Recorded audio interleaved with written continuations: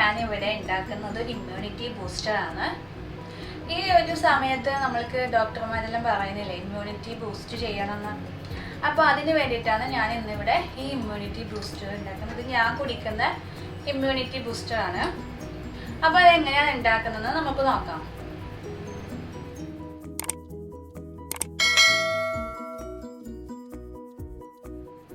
Immunity booster ഉണ്ടാക്കാൻ വേണ്ടിയിട്ട് ഞാനിവിടെ ഒരു പാൻ വെച്ചിട്ടുണ്ട്, പാത്രം വെച്ചിട്ടുണ്ട്.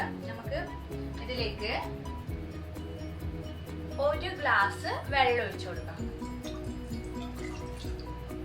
എന്നിട്ട് ഫ്ലെയിം ഓൺ ചെയ്ത് കൊടുക്കാം. ഫ്ലെയിം ഓൺ ചെയ്ത് കൊടുത്തിട്ടുണ്ട്.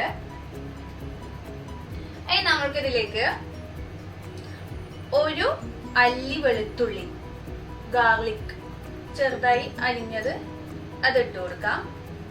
പിന്നെ അതിലേക്ക് ചെറിയൊരു കഷ്ണം ഇഞ്ചി കട്ട് ചെയ്തത് അതും ഇട്ട് കൊടുക്കാം. പിന്നെ ഒരു ലെമണാണ് ഞാൻ എടുത്തിട്ടുള്ളത്.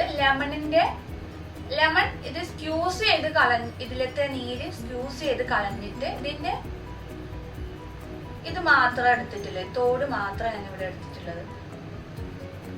ഇതും നമുക്ക് ഇതിലേക്ക് ഇട്ട് കൊടുക്കാം. ഇത് നന്നായി തിളച്ച് വരട്ടെ, അതുവരെ നമുക്ക് വെയിറ്റ് ചെയ്യാം.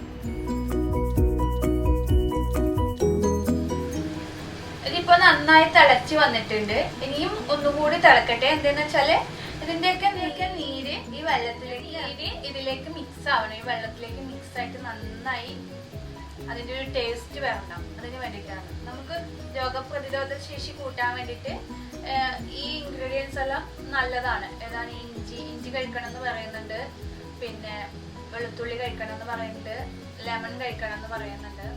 നമ്മൾക്ക് പനിയൊക്കെ വരുന്ന സമയത്ത് ഈ ഒരു ഡ്രിങ്ക് ഉണ്ടാക്കിയിട്ട് കഴിക്കാം. നല്ലൊരു എഫക്റ്റീവ് ആയൊരു ഡ്രിങ്കാണിത്.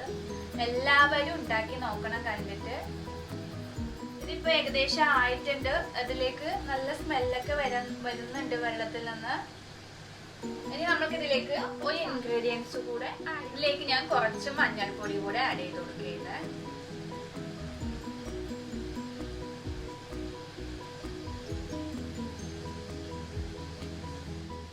അപ്പൊ നമ്മുടെ ഡ്രിങ്ക് ഇവിടെ തയ്യാറായിട്ടുണ്ട്. ഇനി നമുക്കിതൊരു ഗ്ലാസ്സിലേക്ക് മാറ്റാം.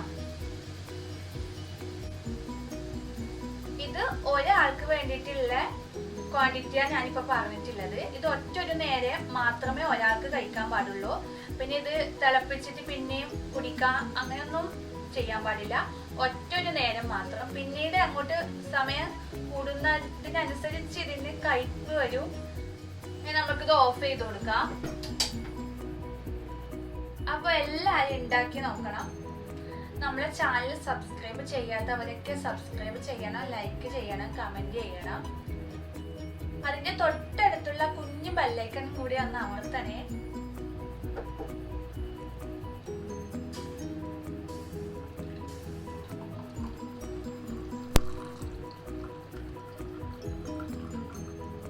വലിയ ടേസ്റ്റ് ഒന്നും ഉണ്ടാവില്ല കേട്ടോ. ഇതൊരു മരുന്നായിട്ട് കണ്ടു കുടിച്ചാൽ മതി.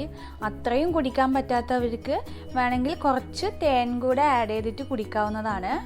അപ്പോൾ എല്ലാവരും ഒന്ന് ട്രൈ ചെയ്ത് നോക്കൂ കേട്ടോ. ബൈ.